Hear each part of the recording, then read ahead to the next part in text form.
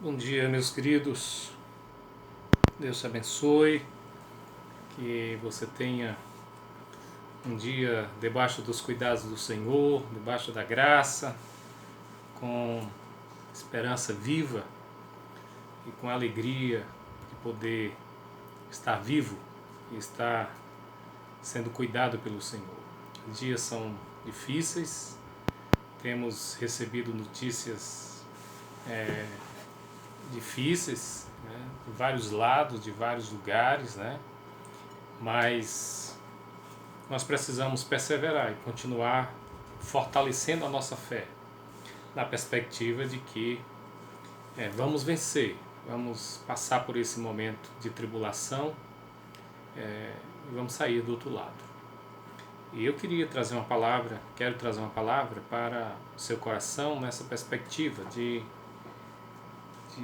fortalecer a sua fé, encorajar você a crer, a buscar o Senhor, a confiar, a esperar. Quero falar hoje quando nós nos encontramos sem saída, ou aparentemente sem saída, quando nos sentimos sós, quando a tribulação quer nos sufocar, o que nós devemos fazer? Quando tudo parece que está perdido, ou está sem saída, né? Então, nós temos um salmista, o Salmo de Davi, no Salmo 142, que ele passou uma experiência dolorosa, difícil, e nessa experiência ele nos ensina, ou ele aponta, pelo exemplo que ele deu, qual será a saída para nós também. Então vamos ler. Oração no meio de grande perigo. Salmo de Davi, quando ele estava na caverna.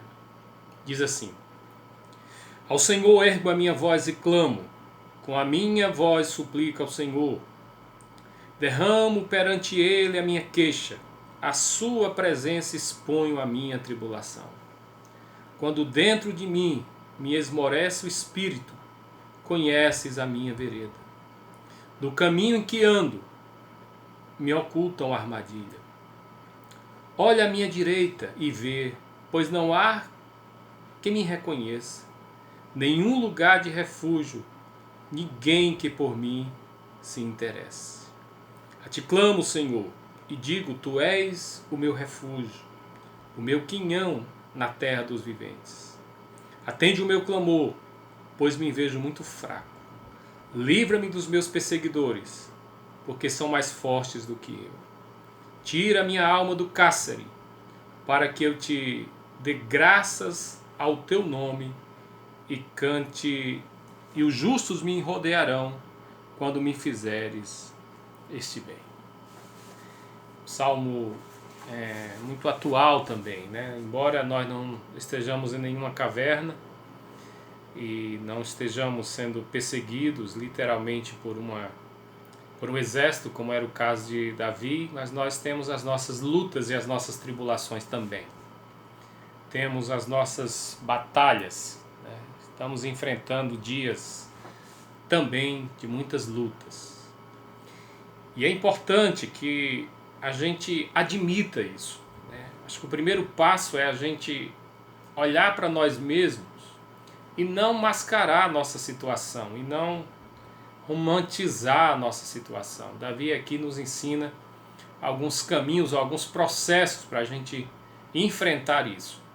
Então, contextualizando, Davi, depois que foi ungido rei, e depois que saiu com o exército de Saul, ainda Saul sendo rei, e sendo ele brilhante, guerreiro, tendo ele tido sucesso nas batalhas, ao voltar de uma das batalhas, ele foi aclamado especialmente pelas mulheres, lá na cidade, em Jerusalém. E quando ele estava um dia, depois dessa batalha, tranquilo, Saul tentou matá-lo com a lança. E Davi então entendeu que ali era um começo de um grande conflito, de uma grande batalha. E Davi então foge. Davi vai fugir porque entende que Saul quer matá-lo. E Davi vai se refugiar numa caverna. Então você entende aqui o contexto. Este homem que já era rei, porque já tinha sido ungido por Samuel, só que ele não tinha ainda assumido o reino.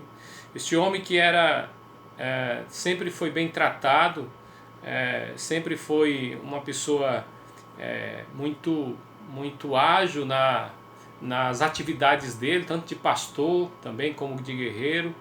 Ele agora se encontra sozinho numa caverna, refugiado numa caverna chamada Caverna de Adulão, e se sentindo só. Ele diz aqui: olha, Senhor, e vê, não há ninguém que por mim se interesse, ninguém que me reconheça, nenhum lugar de refúgio, ninguém que por mim se interesse. Então é nesse contexto que ele vai fazer essa oração. Então não sei, né, qual é a sua caverna, não sei qual é a sua tribulação, não sei qual é aí o tamanho da sua batalha, mas a verdade é que todos nós temos as nossas lutas. Todos nós temos as nossas tribulações, os nossos dias difíceis. E Davi aqui então expõe, ele diz: Senhor, derramo perante o Senhor a minha queixa, e a sua presença exponho a minha tribulação. E ele vai dizer mais, que a alma dele: atende, Senhor, o meu clamor, pois me vejo muito fraco. Livra-me dos meus perseguidores, porque são mais fortes do que eu. Tira a minha alma do cárcere. Então, várias declarações do salmista Davi reflete aqui o teor, o sentido da sua luta, da sua tribulação. Então, o homem que está atribulado, o homem que está com seu coração com medo, o homem que está sozinho, o homem que está se sentindo preso, a alma dele no cárcere. Diante de tudo isso, por conta de uma perseguição real, e ele sabe que ele é mais fraco, ele é sozinho para um exército. Várias vezes Saul, se você ler a história, andou bem próximo, né, de alcançá-lo. E Davi então, nessa fuga que demorou vários anos, ele vai enfrentar dias muito difíceis, dias de perigo, dias de solidão, dias de angústia. Então, qual é o caminho quando nós nos encontrarmos assim? Na angústia, no medo, na solidão, atribulada a nossa alma. Qual é o caminho que Davi então segue? Qual é o caminho que Davi aponta nas suas atitudes? Em primeiro lugar, o versículo 1 é a sua primeira atitude. Ao Senhor ergo a minha voz e clamo, com a minha voz suplico ao Senhor. Então, a primeira coisa que nós precisamos entender e nós precisamos fazer é não abrir mão da oração, não abrir mão de ir para a presença do Senhor, expor na presença do Senhor o que nós estamos passando. Era muito importante se Davi tivesse, talvez Jonatas, o amigo dele nesse momento aqui próximo. No outro momento, Jonatas foi ao encontro dele para encorajá-lo, para ajudá-lo, e foi muito importante isso. Mas nesse momento ele diz: eu estou só, não tem ninguém que por mim se interesse. Seria muito bom se tivesse alguém com quem ele pudesse contar. Será muito importante para você se você tiver um irmão, um amigo com quem você pode contar, orar, ligar e pedir oração e compartilhar a sua luta. Eu digo a você que isso é uma bênção. Mas mesmo assim, mesmo que você tenha, você precisa em primeiro lugar buscar o Senhor. Em primeiro lugar você precisa ir para o trono da graça. Em primeiro lugar você precisa colocar Deus no centro dessa sua vida. Em primeiro lugar você não pode abrir mão da doce presença do Senhor que consola, que fortalece, que nos dá fé e ânimo para continuar. Portanto, as nossas forças nada fazem. Os amigos não podem solucionar os nossos problemas, eles podem até nos ouvir, mas verdadeiramente o Senhor se importa com os nossos problemas. O Senhor se importa com a nossa luta. O Senhor é um Deus que está bem presente, Ele é o nosso pastor. E Ele não nos falta, Ele é muito certo nas horas mais difíceis, nas horas que nós estivermos passando, pelos vales das dores que nós estamos passando. Então, em primeiro lugar, erga a sua voz e clame. Exponha perante o Senhor a sua queixa, a sua amargura, a sua luta. Faça do Senhor o seu verdadeiro divã, onde você abre o coração, escancara a sua alma, dilata o seu coração na presença do Senhor e despeja diante dele toda a sua luta. Então fale com Deus.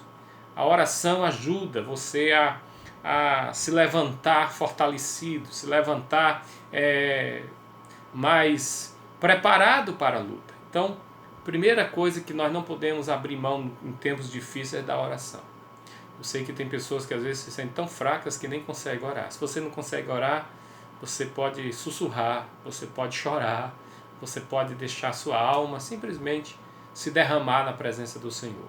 Mas o primeiro caminho é buscar o Senhor em oração. Segunda coisa importante que Davi faz é fazer do Senhor o seu refúgio. Quando ele diz assim: olha à minha direita e vê, pois não há quem me reconheça, nenhum lugar de refúgio, ninguém que por mim se interessa. Ele diz: a ti clamo, Senhor, e digo, tu és o meu refúgio.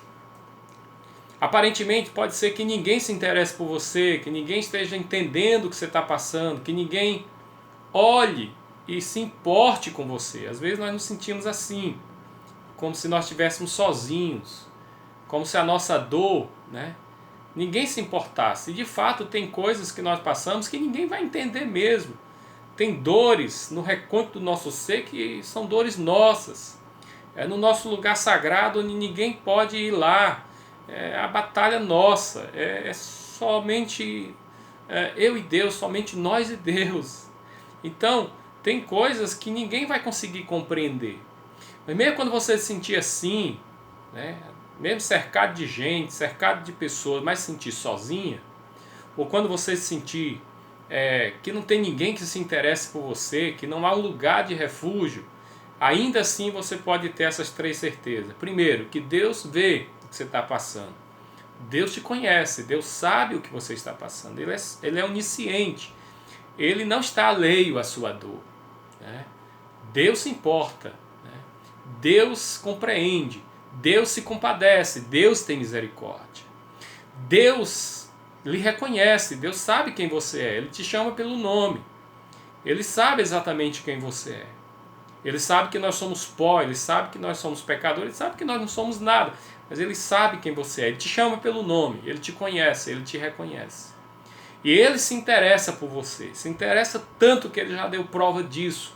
Como disse o apóstolo Paulo em Romanos capítulo 5, a partir do versículo 6.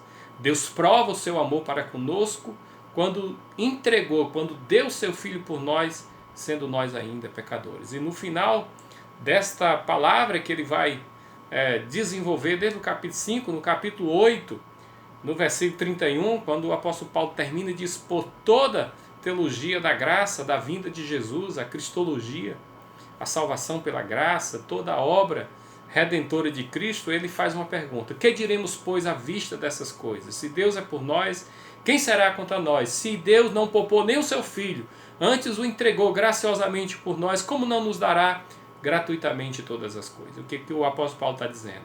É que em Cristo há um sim de Deus para nós. Então Deus se importa conosco. E Deus é o nosso refúgio, socorro bem presente na hora da tribulação. Então, faça do Senhor Deus o seu lugar de refúgio. Quando aparentemente não tiver para onde você ir, quando você sentir que está sem saída, corra para os braços do Senhor, corra para a presença do Senhor. Diga para o Senhor: tu és o meu refúgio, Senhor. Tu és a minha fortaleza. Tu és o meu quinhão na terra dos viventes. É a única coisa que eu tenho. É a minha herança. Tu és o meu Senhor. Portanto, que você jamais perca de vista isso, que Deus é suficiente em certos momentos da nossa vida. Não tem ninguém nem nada que possa preencher a necessidade da presença de Deus em nossas vidas.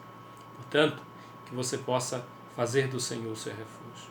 Terceira atitude de Davi, terceira perspectiva que Davi nos dá é a esperança de que ele vai passar por isso. Ele diz assim: Tira a minha alma do cárcere, para que eu te dê graças ao teu nome. Os justos me rodearão quando me fizeres esse bem. 3 coisas que Davi diz aqui. Senhor, só tu podes me libertar, só tu podes tirar a minha alma do cárcere.